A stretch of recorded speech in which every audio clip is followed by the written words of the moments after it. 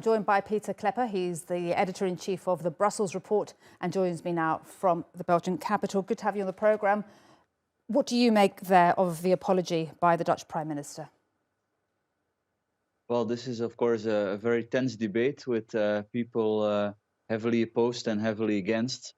You know, the interesting thing is that the apology was only partial. He only referred to the slave trade in the Caribbean, but he remained silent on some of the slave practices that you also had in the Far East, in Indonesia and those places.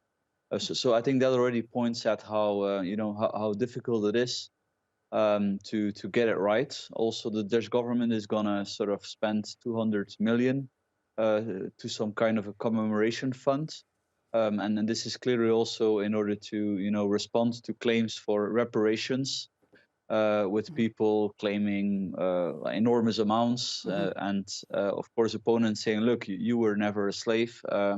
And people that live today were not engaged in it. Pieter, if I may interrupt, how much pressure was there on the Netherlands and on the Prime Minister to issue this apology? Well, I think this was mostly internal party politics in the Dutch coalition. You know, you have the D66 party, a center-left party that is quite keen on these issues. But the most important politician of that party, Ms. Kach, who's also the finance minister, she was then criticized in Suriname for not, going far enough. Of course, you have groups that, represent sort of, or that are basically pushing for this.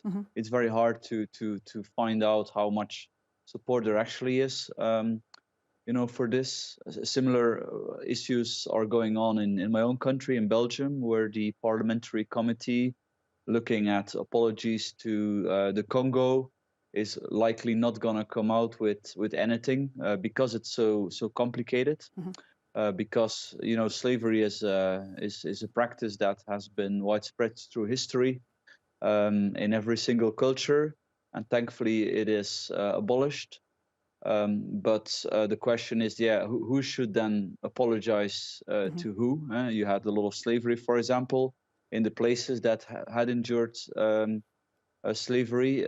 So then the question is, why is only let's say the Western European culprits? Why are they the only ones to have to apologize? Why should local descendants of slave traders not also apologize? So if you think this through, I think it's very simple. We all agree slavery is a horrible thing. But how do we deal with that? I think that's incredibly divisive still until today. Absolutely, it is. And just looking at the reaction, talking a bit more about that, there was a poll by the national broadcaster in the Netherlands that said nearly half of the people there were against the official apology for the Netherlands' role in slavery. What do you make of that? I think many people would not be against some kind of a statement that slavery is horrible. They all agree with that. I mean, there's no faction of Dutch society that actually secretly supports slavery or something. Obviously not.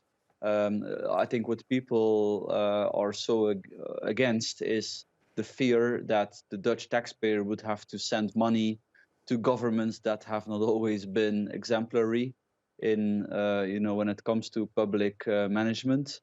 Under the guise of reparations for slavery. I think that's behind a lot of the negativism towards all of this. If it would only be confined to expressing how bad this all was and the big mistakes that were made and how good it is that we got rid of this horrible system, I think 100% would support it.